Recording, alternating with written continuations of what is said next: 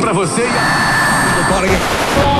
The Galaxy's hottest radio station, broadcasting from inside the Galaxy's hottest evil-busting organization. All hero music. All hero talk. You're tuned to Makahiro City's #1 hero mix station, Hero Factory FM.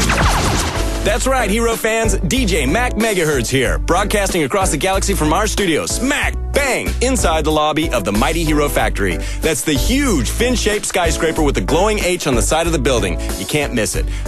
1-888-4 Hero Factory is the number to call. If you have a monster or a villain problem you can't handle on your own, just dial the Hero Factory hotline and leave a short description of your problem. You can also hear the latest messages from the factory's top heroes. We'll be speaking to a few of them later on in the show and get all the important mission updates. Plus, every week we'll be choosing calls from the hotline and having them analyzed by actual Hero Factory mission managers. Who knows? You may get your call on the air. So get to dialing. Hero Factory. It's Mac in the morning on Hero Factory FM. The Galaxy's hottest radio station. You're back with Hero Factory FM. And with us in the studio, a group of heroes who really need no introduction. Legends of the Hero Factory. Veterans of countless missions. I'm, of course, talking about none other than the Alpha Team. Preston Stormer, Jimmy Stringer, and Duncan Bulk. Guys, welcome to the show. Cool, man. Yeah, quite the pleasure. Great to be here. It's actually taken us quite a while to get you on the show. In fact, in the past 12 months, you've refused 14 requests for interviews. For such high-profile heroes, you're surprisingly shy. What do you mean by shy? You don't... Well, you know, Mac, it's been a busy year. I don't think we've been in town more than a couple of days before we've had to set off again on another mission. Shy. Never heard such talk. So let's take a look at some of the highlights from last year then. Obviously the big one, the one that they're still talking about. Your battle against Cornelius Zoe and his army of tiger ants. That was a big one. For those listeners who aren't familiar with the particular mission, maybe you can briefly take us through it. Stormer? Oh, sure. I'll briefly take you through it. Giant ants destroying city. Heroes show up. No more ants. That brief enough for you? Well, that certainly was brief. Bulk, I believe you came up with an innovative counterattack that really saved the day against the tiger ants. Yeah. Do you want to tell the listeners what that was? Oh, yeah, the Crusher. The Crusher! Hey, tell me, is that some sort of special hero move you've been developing at the factory? Nah, it's a tank. Oh. Yeah, they saw the Crusher coming and took off. Never seen tiger ants move so fast. Right. Well, Stringer, did you want to add anything? No, sir, I'm cool. Okay, another huge success for Alpha Team last year was your capture of notorious space pirate...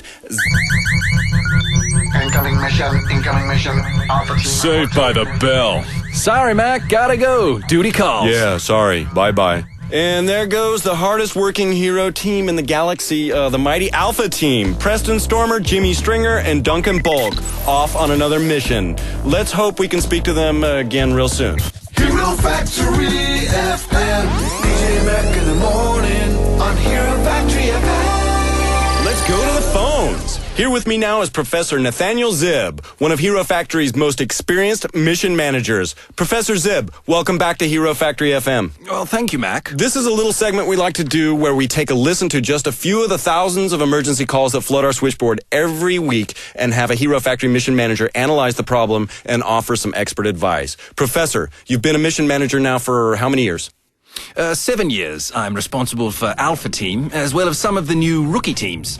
Alpha Team, huh? That's Stormer, Riff, and Bulk. They must be quite a handful. Yes, they can be, but they're also extremely dedicated and our most accomplished heroes. So they're on a mission now, called away in the middle of our interview, as a matter of fact. Shouldn't you be managing them? I provide the team with their mission briefing and am present at the launch.